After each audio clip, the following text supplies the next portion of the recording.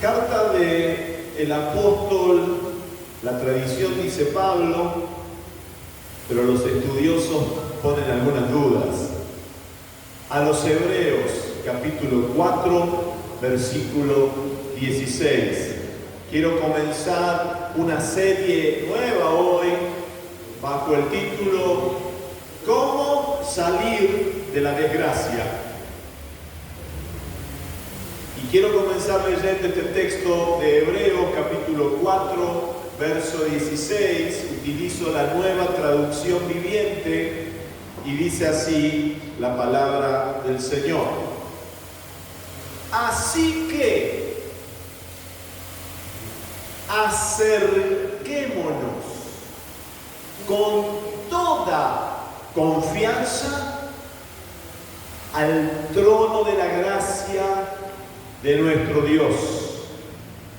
Allí recibiremos su misericordia y encontraremos la gracia que nos ayudará cuando más la necesitemos. Cuando hablamos de las desgracias humanas, no estamos haciendo solo una fría referencia estadística, sino de verdad a las experiencias que golpean el corazón, la estructura emocional, relacional y espiritual de una persona. Y estuve investigando en estos días y digo, si pudiéramos establecer un ranking, un top 5, las 5 principales causas identificadas de lo que el ser humano percibe como desgracia, deberíamos incluir las siguientes. Número 1, dicen los investigadores en la sociología y la psicología humana, que la experiencia identificada en el primer puesto como más dolorosa, más caratulada como una verdadera desgracia, tiene que ver con la muerte de un ser amado, el fallecimiento de un ser querido. Y dentro de esa pérdida, especialmente la muerte, el fallecimiento de un hijo, es universalmente considerada en las distintas culturas y a lo largo de los tiempos una de las mayores desgracias humanas, no solo por el dolor en sí de la experiencia, sino porque rompe el orden natural de la vida, deja un vacío irreemplazable y toca el sentido de futuro de la persona. ¿Conoce de cerca algo así? En casi todas las culturas, la muerte de un ser querido es un golpe importante, pero sobre todo la muerte de un hijo es vista como una herida profunda que puede dejar una huella muy importante en un ser humano. En segundo lugar, en esta investigación, dice que dentro de esta escala de desgracias en la humanidad, la traición de alguien en quien se confiaba ocupa el segundo puesto. ¿Le suena esa palabrita? Traición. En la Biblia misma la traición muestra como uno de los dolores más intensos. El rey David, traicionado por su propio hijo, Absalón, que se rebela y le arma una guerrilla y un golpe de estado al padre. En otra situación, incluso anterior, en los orígenes de la humanidad, la traición de Caín contra su hermano Abel, que por cuestiones de competencia, de envidia, de resentimiento, de frustración, no solo lo discute, no solo pelea, sino que le quita la vida. Hace casi un año atrás fue uno de los primeros mensajes en una serie que compartimos aquí, el espíritu de Caín. Pero déjame decirte que también nuestro Señor Jesucristo mismo sufrió la traición. Un hombre que prefirió 30 monedas de plata, le puso precio a su lealtad, a su fidelidad y a su honestidad con respecto al maestro. Abro paréntesis, moraleja, enseñanza, reflexión. No siempre el problema está en el facilitador del grupo de mate, en el líder, en el pastor o en el predicador. Judas tuvo al mejor maestro, al mejor líder, al mejor pastor. El asunto es qué hay en nuestro corazón. Entonces la traición es como un terremoto interior, destruye la confianza, rompe vínculos esenciales, hiere esa capacidad de volver a confiar. Es una desgracia haber sido traicionado, ¿sí o no? ¿Está de acuerdo? En tercer lugar, este estudio, esta investigación dice que la pérdida total del hogar o del sustento para el hogar suele experimentarse como una verdadera desgracia. No solamente se trata de pobreza, no se trata solo de una cuestión económica, sino del desarraigo, la sensación de estar a la deriva, perder la casa, perder el techo, perder el trabajo, perder una estabilidad económica, perder la capacidad de sostener a la familia. Si alguno de nosotros en alguna ocasión de la vida ha pasado días, semanas o incluso meses o un largo periodo sin tener un ingreso fijo económico, como decía mi abuela, para parar la olla, sabe de lo que estoy hablando, ¿verdad? Y esas cosas nos desestabilizan. Y claro, decimos que es una desgracia porque toca la dignidad, la identidad y la seguridad básica. Y acá quiero empezar a desterrar algunos falsos conceptos que a veces en la cristiandad, con todo su abanico de colores y versiones de cristianismo, hemos ido aceptando. Y alguna gente dice, por ejemplo, hasta el día de hoy, qué tremenda la Madre Teresa de Calcuta, qué santa, qué tremenda mujer, ¿no? Y bueno, ahí están los pobres, dijo Jesús, bienaventurados los pobres.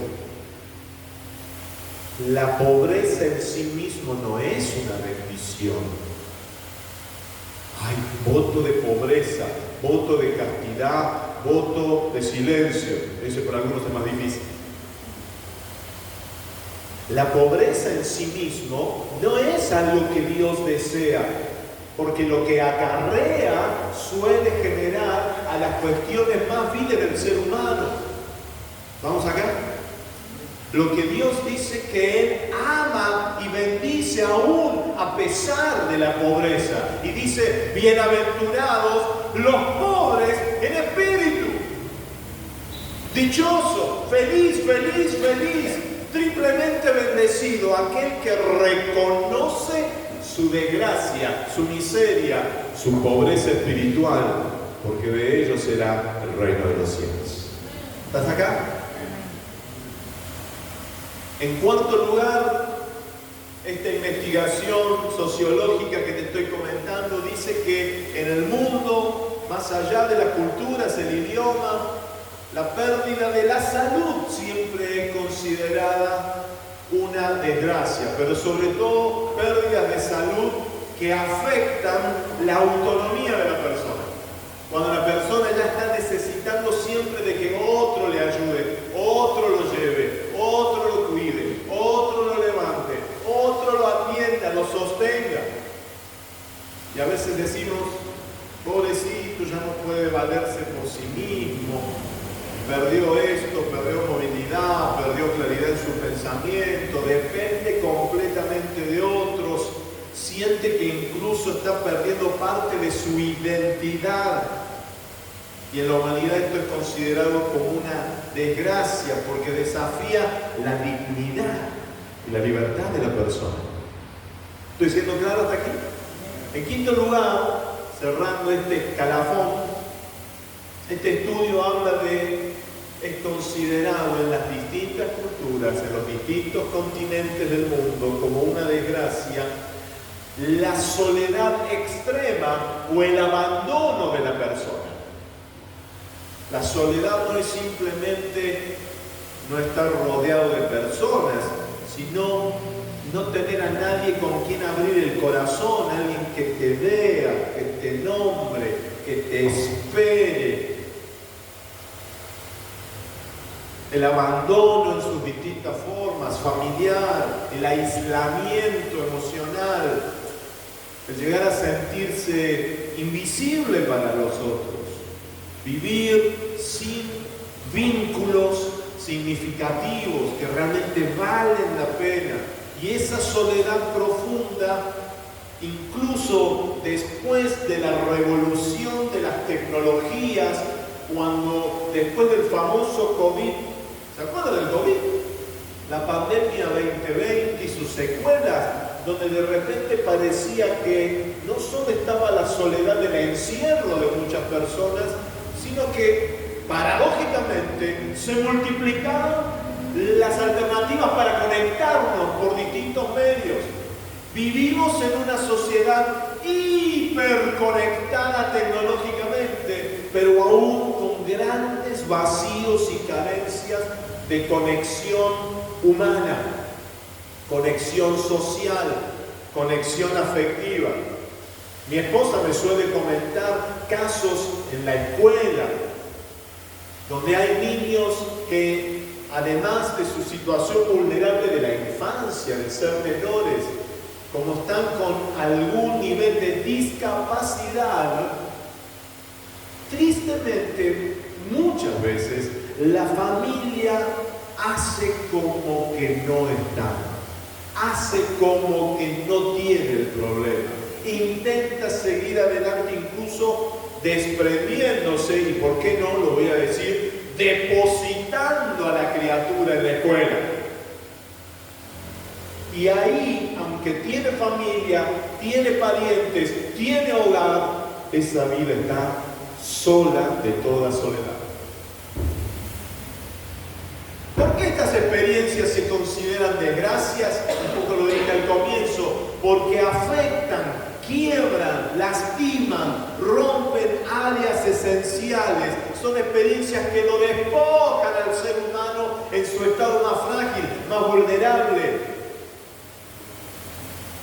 Pero incluso nadie menciona en los estudios, en las investigaciones, en los doctorados que se hacen y en las tesis que se presentan con respecto a la fragilidad, a los sufrimientos y los padecimientos humanos. Nadie te va a decir esto. La mayor de las desgracias es que, teniéndolo todo materialmente, estemos vacíos, sin la conexión más trascendente que es la comunión con Dios. ¿Estás acá? Esa desgracia particularmente es lo que impulsa que en los próximos domingos, Centro Cristiano Morón, abracemos lo que la palabra, lo que el Espíritu haga, lo que a través de nuestros hermanos vamos a fortalecer una comunidad llena de la gracia divina. Lo único que nos saca la absoluta y tremenda desgracia es la gracia de Dios. En tiempos donde mucha gente se llena la boca de meritocracia, vengo a decirte que no se trata de meritocracia la bendición de Dios, se trata de la sublime gracia, la divina gracia, la maravillosa gracia de nuestro Señor Jesucristo. Amén.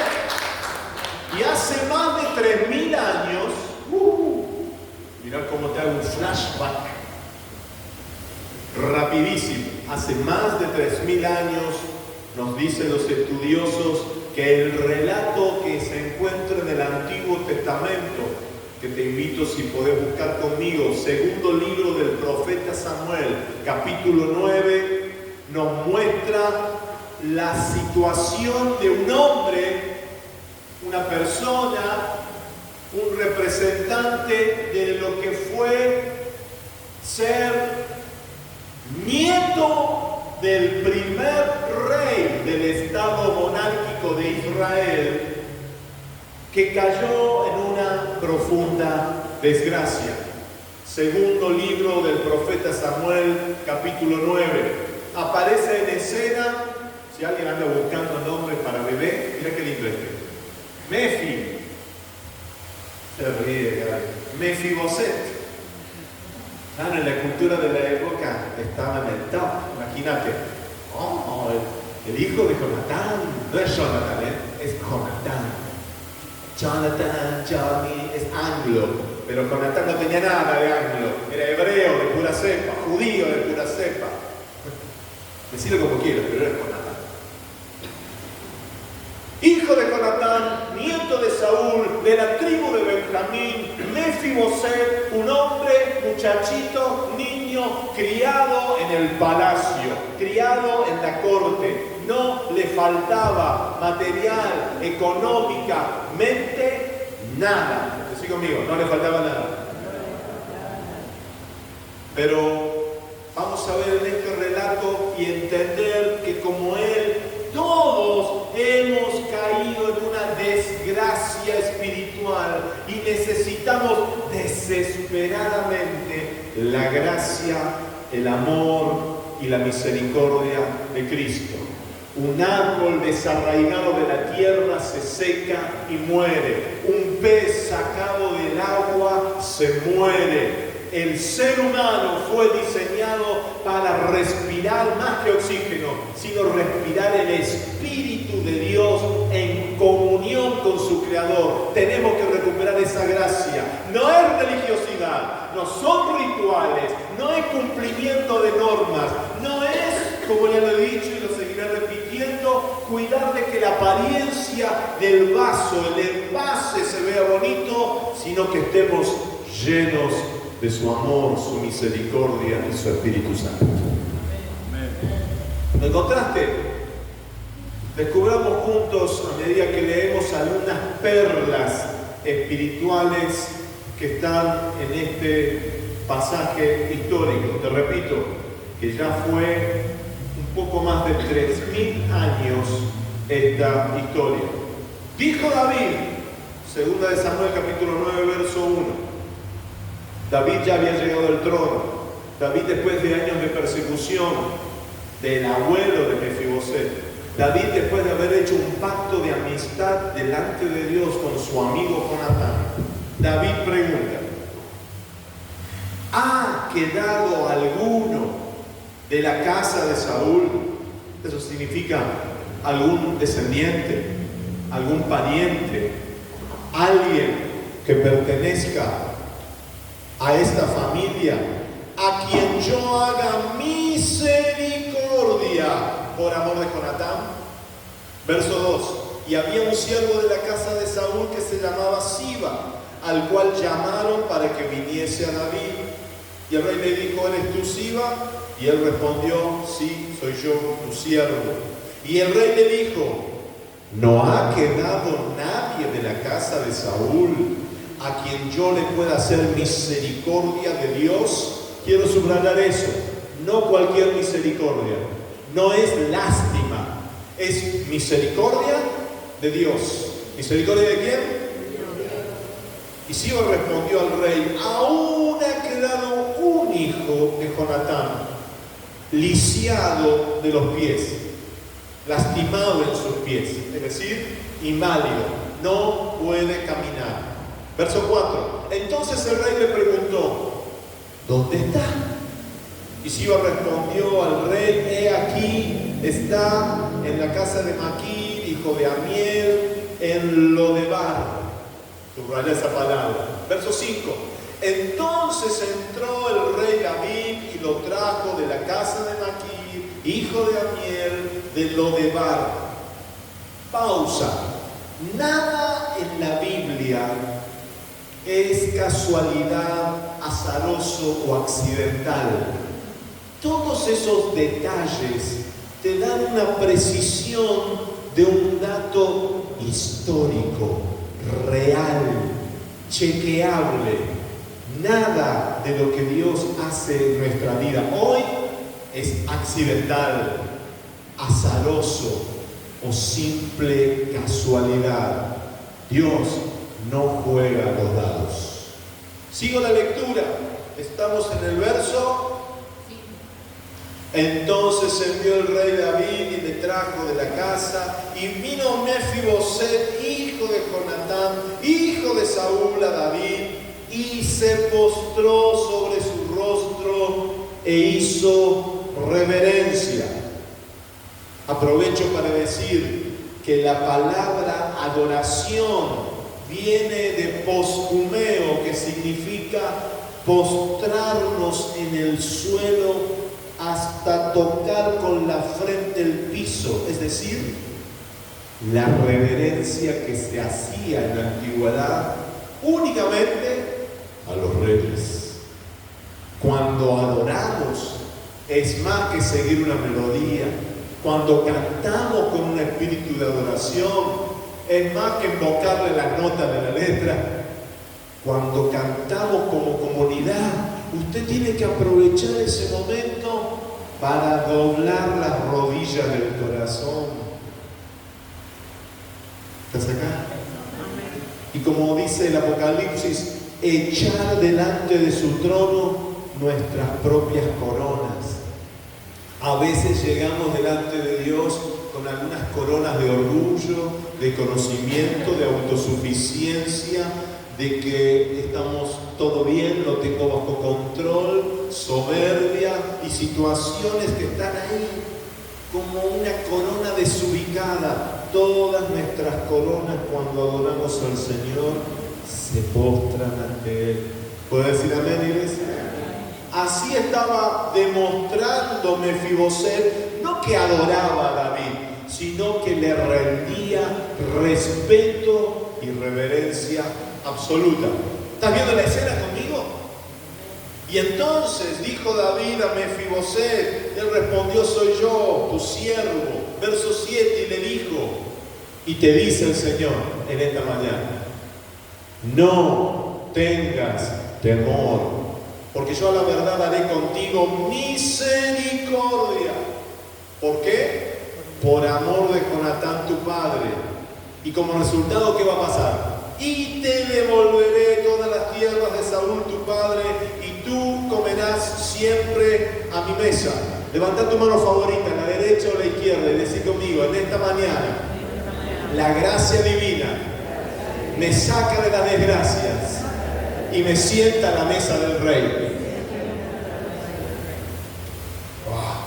Verso 8, y él inclinándose dijo: miré el autoconcepto y el sentido de autoestima que por sus desgracias tenía este descendiente del linaje real. ¿Quién es tu siervo para que mires a un perro muerto como yo? Quizás las chicas lo sepan, pero en la jerga del potrero y en el fútbol, cuando hacemos los partiditos y empezamos a elegir este para acá, este para acá, este para acá, este para allá, a alguno se te acercó una vez y te dijo: no, a Esteban no lo elija, que es un perro jugando a la pelota. ¿Escucharon la frase? Oh, los fanáticos en la cancha dicen otras cosas un poquito más punzantes, pero por ejemplo dicen: oh, querido Marcelo Gallardo, ¿por qué no quitas a ese perro que no puede ni siquiera hociquear a la pelota? Hazlo pronto. No lo dicen exactamente así, ¿no? Para nosotros en la cultura actual decir: este es un perro, como diciendo no vale dos mangos, no sirve para nada. En la cultura hebrea, y más en aquellos años, hablar de perro, yo sé que suena fuerte lo que estoy a punto de decir, era como decir un extranjero que vive totalmente alejado de la ley de Jehová, no pertenece al pueblo elegido, no es parte de Israel. Pero no solamente dice perro, sino que le dice perro muerto. Es decir, Mefiboset está tratando de expresar su sentimiento y traducido, parafraseado hoy sería algo así como: Rey, ¿quién soy yo para que le prestes atención, para que rescates, para que ayudes, para que mandes a llamar, para que me hagas estas promesas de atención, de restitución, si yo no valgo absolutamente nada? Soy como un muerto en vida.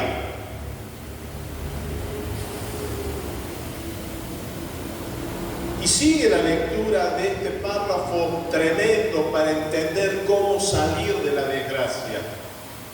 Verso 9: entonces el rey llamó a Sirba, siervo de Saúl, y le dijo: todo, repito, todo, insisto, todo lo que fue de Saúl, el abuelo, y de toda su casa, sus parientes, yo lo he dado al hijo de tu señor. Tú pues le labrarás la tierra con tus hijos, tus siervos, almacenarás frutos para que él tenga pan para comer. Pero Mefiboset, el hijo de tu señor, comerá siempre a mi mesa. Decí conmigo: comerá siempre a la mesa del rey. Verso 11: y respondió Siba al rey: conforme a todo lo que ha mandado mi señor, el rey a su siervo, así se hará. Mefiboset, dijo el rey, comerá a mi mesa como uno de mis hijos, como uno de los hijos del rey David, como uno que está legalmente reconocido, adoptado, parte de la familia. Verso 12: y tenía Mefiboset un hijo pequeño que se llamaba Micaía, y toda la familia de la casa de Sirba estaban al servicio de Mefiboset. Y termino el relato con el verso 13: y moraba. Eso habla de permanencia, no de una visita de vez en cuando. Moraba, permanecía, establemente vivía Mefiboset en Jerusalén, porque comía siempre de la mesa del rey. Y termina con una frase que es un baño de realidad: y estaba lisiado de sus pies. ¿Están listos? Vienen algunas perlas de esta palabra. Me gustaría que las atesores para que el Espíritu Santo hoy, mañana, y el miércoles, y el jueves, y el sábado, y el domingo siga enriqueciendo tu vida. Que nos llevemos estas perlas para que cada persona que entre a este lugar, cada persona que encuentres en donde trabajas, cada persona que va a llegar a las viviendas, los hogares, los talleres, las oficinas, las aulas donde vamos a abrir grupos de mate y vamos a duplicar y multiplicar lo que hicimos el año pasado. Porque es un año, nos dijo el Señor, de expansión y gracia sin fronteras. Expansión, ampliar el territorio, multiplicar los hijos, los discípulos, pero no cualquier método, no con cualquier combustible, sino lleno de la gracia del Señor. Para que este año se haga realidad, hay algunas perlas que hoy y en los próximos días el Señor nos va a dar. ¿Estás listo? Primera perla de este relato es que David está muchos años antes del nacimiento de Jesús, está anticipando, representando, simbolizando la obra de nuestro bendito Salvador. Por algo se enfatiza en la Biblia: Jesús, descendiente de David, Jesús, hijo de David. ¿Se acuerdan del clamor del ciego Bartimeo? Jesús, hijo de David. Así lo cantaba Puerto Seguro. Ten misericordia de mí. Jesús, descendiente del linaje genealogía de David. Jesús, que venís de ese trono, de ese hombre que fue proféticamente un símbolo de cómo tratar a gente que incluso habían sido enemigos suyos con la gracia celestial. ¿Cómo enemigo, pastor? ¿Qué había hecho ese pobre muchacho lisiado de sus pies? No, él no. Su papá tampoco. Pero su abuelo había sido un hombre que, enfermo de envidia, ya un día voy a predicar de eso. El orgullo y la envidia siempre vienen por el lado de las comparaciones, cuando me comparo, cuando me mido, cuando estoy pendiente más del otro que de lo que Dios me ha dado a mí.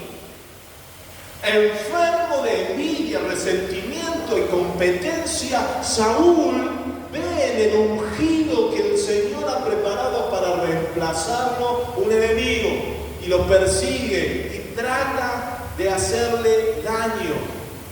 Pero David, por pura gracia, mira a Mefiboset, como por pura gracia Dios Padre nos mira por amor a la obra de Jesucristo. Decirle que está a tu lado, Dios te mira con amor. Algunos dirán, no, conmigo se habrá puesto anteojos oscuros, porque me parece que últimamente mi vida está medio, más que agraciada, desgraciada. Tenemos que decir algo, si Cristo está en nosotros, las circunstancias pueden ser difíciles, las situaciones pueden ser complejas, los ataques del adversario pueden ser intensos, pero ya no hay desgracia. Si Cristo mora en nosotros, la gracia del cielo está a nuestro favor. Está dentro, mora dentro, no depende de la afuera, está dentro. Cristo en ustedes, esperanza de gloria. La misericordia divina, así como Mefiboset la recibió de David, nos libera del castigo que merecíamos. Porque los creyentes muchas veces se hacen un lío. ¿Qué merezco? ¿Justicia? ¿Misericordia? ¿O gracia? Y así tratamos a la gente. Justicia, pastor, justicia, esto es injusto, esto me parece que no corresponde, esto no debe ser así. Palo, pastor, metan palo nomás. Conocí otro lugar lejos de aquí, ¿verdad? Incluso fuera de los límites geográficos de la bendita República Argentina. Gente donde me di cuenta que el mensaje de la gracia, el trato espiritual con gracia, el pastoreo y el discipulado con un espíritu de gracia, lo veían como esto es mano floja. A nosotros nos gusta la represión de lucha, que lo tengan cortito, que le exijan, que las ovejas sean saqueadas, esquiladas, manipuladas. Me gusta, pégueme, pastor, que me gusta. Voy a un matrimonio que me invita a almorzar, otra iglesia, muy lejos de aquí, y me dice, pastor, me llama primero, ¿usted qué va a querer para el almuerzo? Hermano, usted me invita. Lo que usted cocine para mí es una bendición. Voy a ir de visita la primera vez. No, porque hay un siervo que viene, no diré el nombre, cada tanto por acá, y él me manda un mensaje primero, qué va a comer, qué quiere tomar, qué busca de postre, y que nosotros le paguemos el pasaje. Estafame que me gusta, parece que le decía. No, hermana, por favor. Es más, ni me vengan a buscar. Yo sé cuál es el colectivo que me lleva hasta su barrio. Ustedes estén tranquilos. No pude con eso. Vino en el auto del esposo. Llegué ahí. Y me ofrecían, ¿quiere la coquita light? ¿La coquita común? ¿O la coquita no sé cuánto? Yo me río y le digo, lo que usted toma. No. Porque el siervo que viene de aquel lugar me pide que le compre la coquita light y y después se lleva un pack de coquitas para tener él.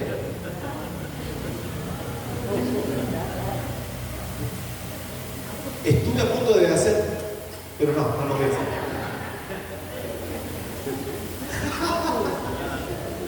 ¿No la viste? Lo hice muy rápido. Sí. ¿Me da Richard? Sí. Atento con la jugada. ¡Increíble! Justicia es recibir lo que merecemos. Te tengo una noticia. Vos y yo, que estamos aquí con cara angelical, sin Cristo, ¿qué merecemos? Sin el amor de Dios, ¿qué merecemos? Sin estar en comunión y conexión con aquel que nos dio la vida, ¿cuál es la justicia que merecemos? Porque está establecido para los hombres que mueren una sola vez y después de esto el juicio. No hay justo ni aún uno, dice la palabra. Pero justificados, pues, por la fe, tenemos paz para con Dios por medio de nuestro Señor Jesucristo. Dale la gloria. Es por Él.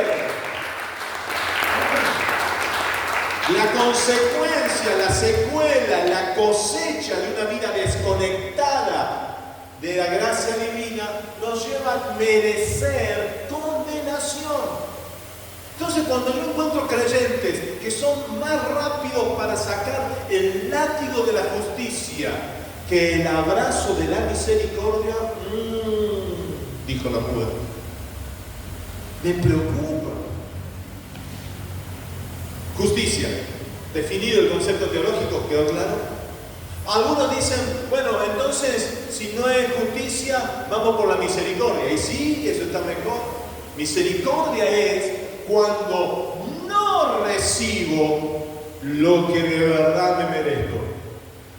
En un acto de misericordia nos enseña la parábola que estuvimos tocando así de costadito hasta la semana pasada para hablar del perdón y la reconciliación y poner de acuerdo y cortar las grietas y ser especialistas en reconciliación. En la parábola de Mateo 18 Jesús habla de alguien que fue enviado a la cárcel por una gran deuda, millones de la época. Sin embargo, el rey tuvo misericordia de él, saldó la deuda y lo liberó de la cárcel. ¿Cuántos agradecen la misericordia divina? Que no recibimos lo que la justicia nos condena.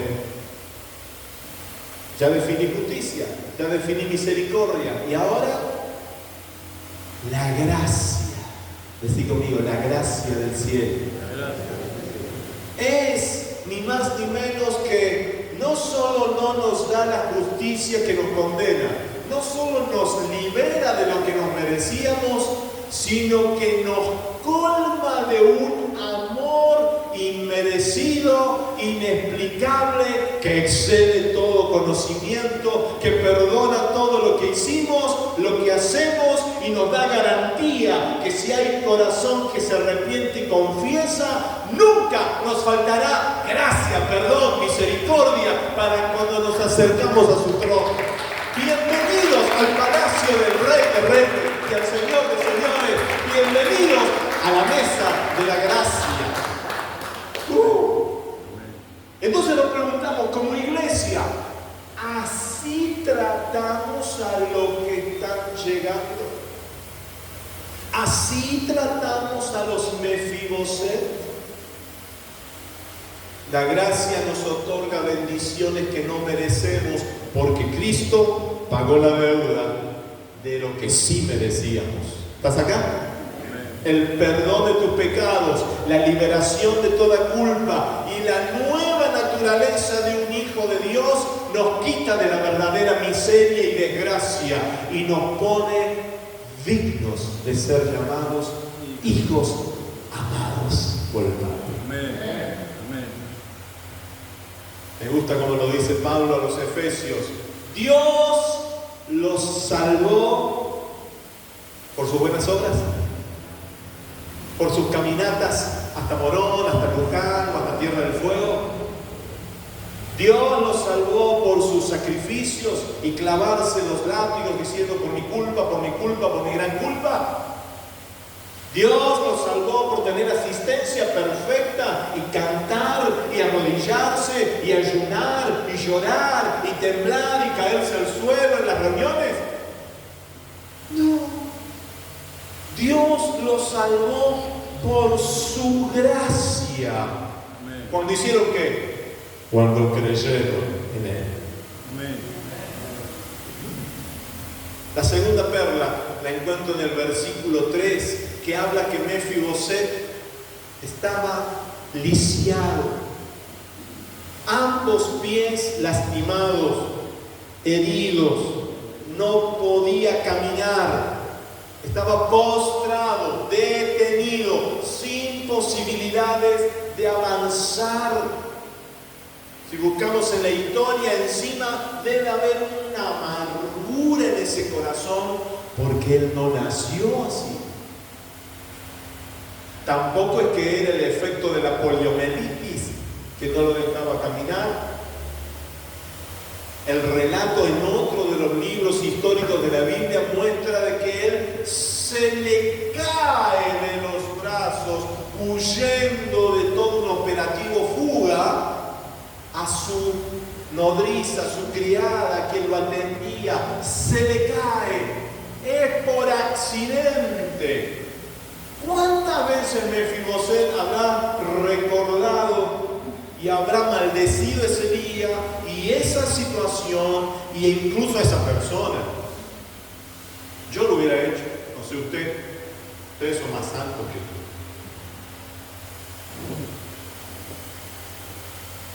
Mefiboset está paralizado, detenido, postrado, no puede utilizar sus pies por culpa de un descuido de otra persona. Claro, ¿qué sucedía en las monarquías de aquellos años? Y sucedió mucho tiempo después, cuando llegaba una nueva dinastía, cuando asumía un nuevo rey, cuando una nueva familia ocupaba el palacio, generalmente para evitarse problemas, ñácate, a cortar cabeza y a liquidar todo lo que tenía que ver con posibilidad de rebelión, de sublevación, de peligro para el nuevo rey. Entonces lo escondieron a Mefiboset. Pero a Mefiboset, incluso aunque lo hubieran dejado a la intemperie, él no podía moverse por sí solo. ¿Cuántas veces nos sentimos así? Que no podemos avanzar, que estamos postrados, que estamos frenados. A algunos le habrá sucedido cuando estaba dando sus primeras clases de manejo. Arranca, pone primera, logra moverlo al auto con dificultad, hasta que se da cuenta que hay una lucecita en el tablero que te está diciendo: no sacaste el freno de mano. Sonríe que te estás acordando. Entonces, mi pregunta es hoy: ¿qué te lastimó tanto que hasta hoy te dejó frenado? ¿Qué fue lo que te lastimó tanto que hasta hoy te dejó lisiado? ¿Qué fue lo que te lastimó tanto que, aunque has conocido la palabra, has escuchado el mensaje, has participado de oraciones, te hemos ungido con aceite, has recibido discipulado, todavía no estás pudiendo avanzar en el camino? Y cuando te digo el camino, hablo del camino con mayúscula. Hablo de aquel que dijo: yo soy el camino, la verdad y la vida. Mi esposa hace unos días compartió un video y tomó este versículo que voy a citar. Dijo Jesús: vengan a mí todos los que están cansados y llevan cargas pesadas, y yo les daré descanso. Pónganse mi yugo. Epa. Tomen una responsabilidad responsabilidad diferente, tomen una misión distinta, participen de una nueva tarea que nada tiene que ver con los yugos humanos. Déjenme enseñarles porque yo soy humilde y tierno de corazón. Me gusta como lo dice la Nueva Traducción Viviente. Y encontrarán descanso para el alma. Amados míos, esto es el fin de la desgracia. Cuando podemos tener un encuentro con Jesús, no una vez histórica, sino todos los días, para poder dejarle nuestras pesadas cargas y decirle: dale, Señor, venga, vale, como dicen los españoles, venga, vale, que voy por la misión, voy a tomar tu yugo. ¿Cuál es mi yugo? Donde quiera que voy, donde quiera que vivo, donde quiera que estoy siendo sal y luz, luz y sal. Soy un embajador del reino de la gracia. Gaby, ¿vos creés que estás en la UTN para ser futuro ingeniero industrial? Yo te digo algo, hijo. Vos estás allí para llevar la gracia, el amor y la bendición de Dios. Y en algunos años, como recompensa, con tu esfuerzo, Dios te va a bendecir con un título. Vos estás en una empresa, en una fábrica, en un mostrador, en un aula docente, no para ganar un sueldo, no para cumplir un rol. Estás allí para extender el reino de Dios. Dios te puso ahí porque te necesita en macro, José. Te necesita con todos esos clientes, José Isaac. Te necesita con todas esas chicas desmechadas en la peluquería, Rosita. Ahí te necesita. Y solo vos y nadie más que vos puede llegar de esa manera. Pero no es con justicia, ni siquiera con misericordia. Es con la gracia divina. Es con su gracia.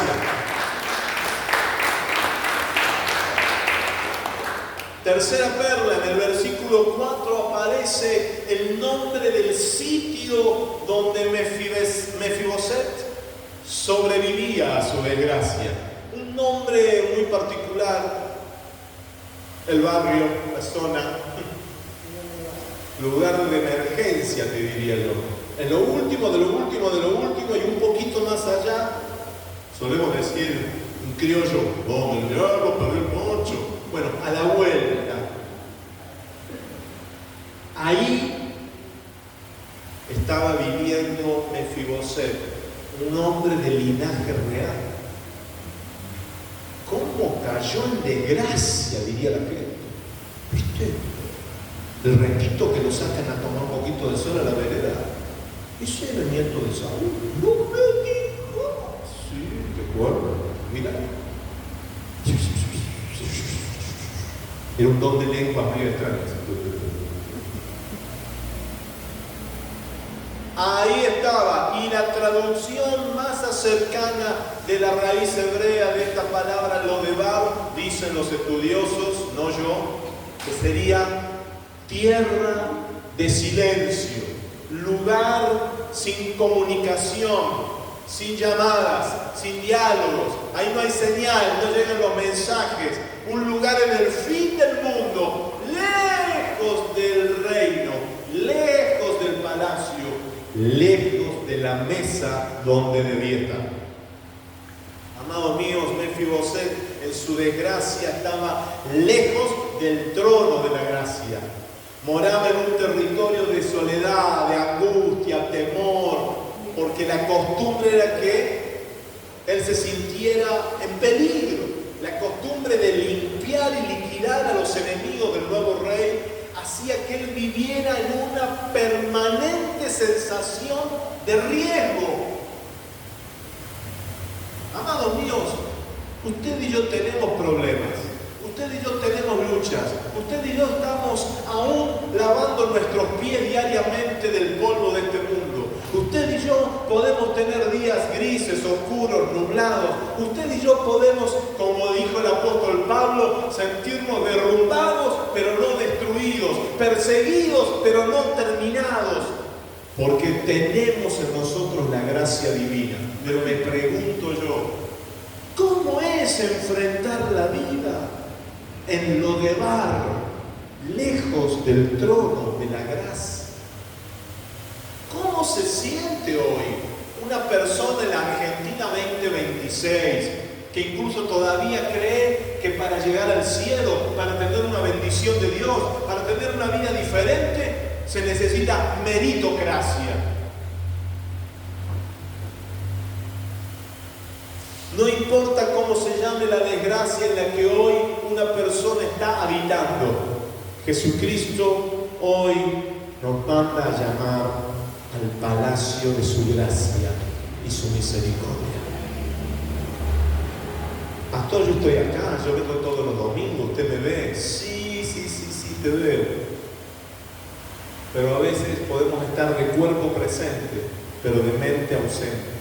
Podemos estar dando el presente, pero nuestro corazón se siente forastero, desarraigado, en el exilio. Apartado no es solamente el que se va y deja de congregarse. Te voy a predicar en alguno de estos domingos de un muchacho, hijo legítimo de un hombre poderoso, que aunque nunca se fue de la casa, estaba lejos del corazón de su padre. Un hijo resentido, el hermano del hijo pródigo. La cuarta perla que encuentro es que la gracia divina trae restauración. Decí conmigo, restauración. ¿Qué es restaurar? Volver a su estado original algo que se quebró, se rompió, se manchó, se lastimó. Incluso en el mundo real, material, hay cosas que parece que no se recuperan nunca. Voy a decir, no, ¿qué lo va a seguir guardando este cacharro? Tiralo de una vez. ¿Cómo nos cuesta a veces tirar cosas, no? Charlábamos con mi esposa ayer que nosotros tenemos algún cúmulo de cositas en casa. Pero dice, tengo una compañera docente que parece que me gana. ¿En serio? La quiero conocer. Acumuladora compulsiva de elementos. Esto me puede servir, esto me puede pasar, esto puede llegar a buscar la carpeta de plástica los chicos. Hay cosas que incluso en el mundo natural son irrestaurables, irrecuperables. No sé por qué me viene a la memoria una. ¿Cuántas son fanáticas de las ollas Essen? Bueno, tranquila. Se sale de emoción hecho un trampo. Si tenés comisión, Dios te bendiga. Vos sola. Cierta vez, en el siglo pasado, década de los, no voy a decir, una querida familia de la iglesia que vivía en Villa Allende, provincia de Córdoba, me dice, ¿vos podrías venir a cuidarnos la casa? Abrimos hace poquito el negocio, nos vamos unos días de vacaciones, si querés podés quedarte. Bueno, yo ya había empezado un trabajito que no me permitía estar todo el tiempo. Digo, pero sí, puedo ir, pasamos algunas noches. Eran aquellos años en los que corría el problema del cólera, que teníamos que andar hirviendo mucha agua para resguardarnos de lo potable. Ya Beto está haciendo cálculos de qué año, pero no sé si me va a sacar. Entonces recuerdo haber puesto, yo agarré la primera olla que vi, auspicia este mensaje, y la pongo a hervir abundante, grande, linda, y no va que vienen a buscarme para ir a la reunión de la iglesia un martes a la noche, camioneta Ford F100 lleno de los jóvenes adolescentes. Vamos. Cierro la puerta, pongo llave y me voy. Y te vas. Y cuando regrese, la ola se hace. Volaba, levitaba la olla. Se había consumido toda el agua. Por un milagro eso no pasó a una desgracia. Apago la hornalla con un trapo de tapo irrecuperable. Me esforcé, les digo que estuve como 3 días, le preguntaba a mi mamá, ¿cómo hago? No quiero quedar mal con esta familia. Ponele esto, ponele aquello, ponele lo otro, orale. Ya no sabía qué hacer. No había manera de restaurar. Y la noticia es, no hay acontecimiento tan grave, no hay experiencia tan dolorosa, no hay situación tan Mefiboset, tan Lodebar, que Jesucristo no pueda restaurar. Amén. Amén.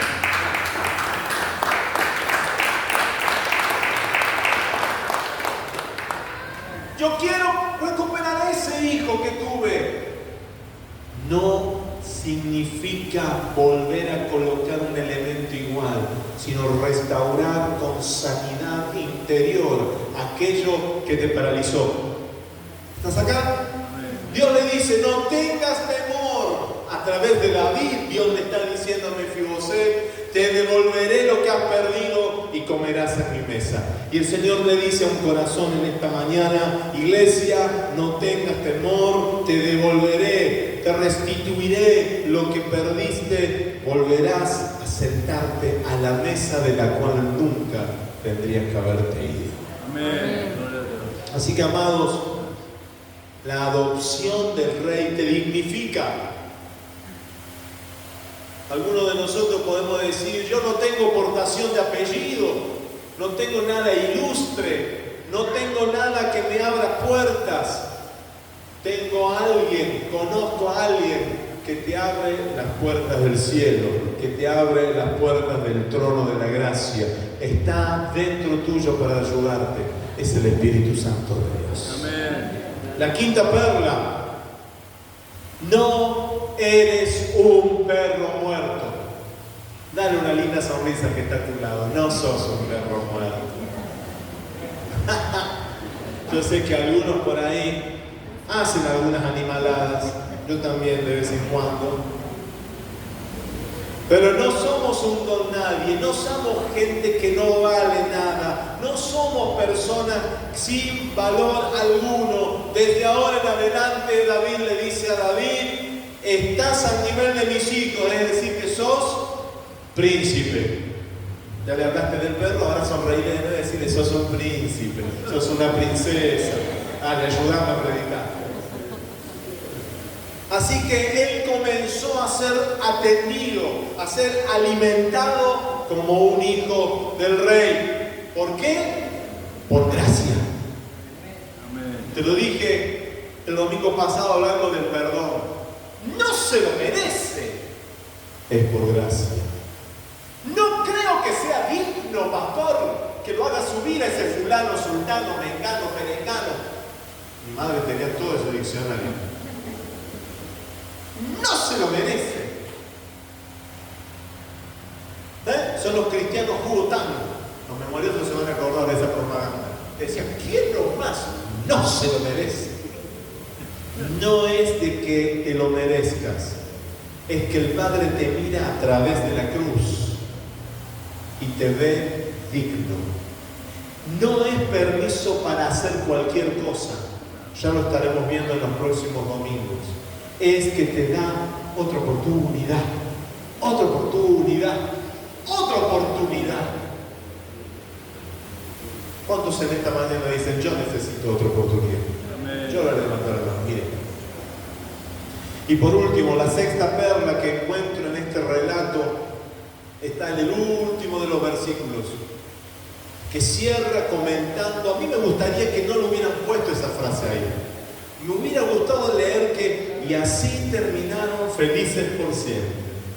Siempre en la mesa del rey, Mefiboset contento, siendo saciado, alimentándose bien, bien atendido. ¡Qué lindo! Pero termina diciendo, sí, moraba en Jerusalén, es decir, habitaba en Jerusalén. No es que era una visita ocasional, no es que caía de vez en cuando, sino que él moraba, se trasladó, se mudó, a veces volviendo a la enseñanza del reino y la contracultura, Dios te mudó, pero tenés nostalgia y te andás volviendo cada tanto al barrio Lodebar. No, es en Jerusalén. No, pero a mí los muchachos de Lodebar me trataban bien. Pero es en Jerusalén donde está la gracia. Es el trono de gracia en Jerusalén, en Cristo. Amén. No puede ser una vida de gitano, con todo cariño y amor a los hermanos, como mucha Galilea con la que catá. El nombre de Galilea va pasando, va.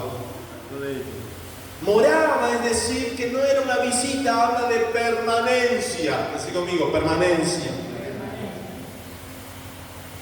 No es que acudo en desesperación a la gracia cuando no doy más y el resto del tiempo la hago como yo considero mejor, como el ritual parece que es, como la costumbre me indica hacer, como la mirada legalista de algunas personas religiosas me hace sentir forzado a hacer. ¡No!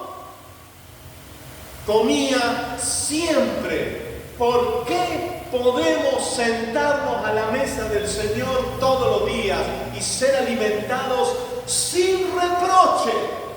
¿Te lo preguntaste?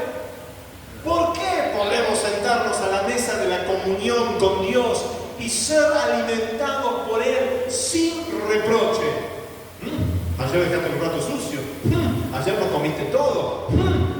Sos selectivo. Ahora no te gusta con mayonesa. ¿Por qué puede usted, puedo yo, todos los días sentarme a la mesa del Padre y ser nutrido sin reproches todos los días? Porque todos los días se renuevan sus misericordias sobre su pueblo. Nuevas son cada mañana. ¿Le da gracias a Él por eso? Amén. Vamos a ponernos de pie, por favor. La adopción del Rey te dignifica. Así que acerquémonos con toda confianza al trono de la gracia. Acerquémonos confiadamente al trono de la gracia. Acerquémonos sin culpa al trono de la gracia. Acerquémonos con libertad al trono de la gracia de nuestro Rey. Porque dice la Escritura que allí, no en otra parte, no en otros brazos, no en otro lugar. Allí recibiremos su misericordia y auxilio para el momento cuando más lo necesitamos. ¿Estás necesitando que Dios intervenga en tu vida? ¿Estás necesitando una intervención sobrenatural de Dios en algún aspecto que todavía te sentís paralítico, debilitado o herido? Estás necesitando hoy aprender a tratar mejor a los Mefiboset que aún están lejos del reino. Estás necesitando despojarte de ese espíritu y esa mentalidad ultra recalcitrante que solo quiere justicia y cárcel. Espiritualmente hablando, estás necesitando un renuevo del espíritu que había en David, que empiece a preguntar: ¿dónde hay un Mefiboset? ¿Dónde hay un olvidado? ¿Dónde hay un lisiado? ¿Dónde hay alguien que tiene linaje de rey y está viviendo en desgracia? Quiero ser un instrumento de la gracia. Amén. Cierra tus ojos por un momento, ora al Señor.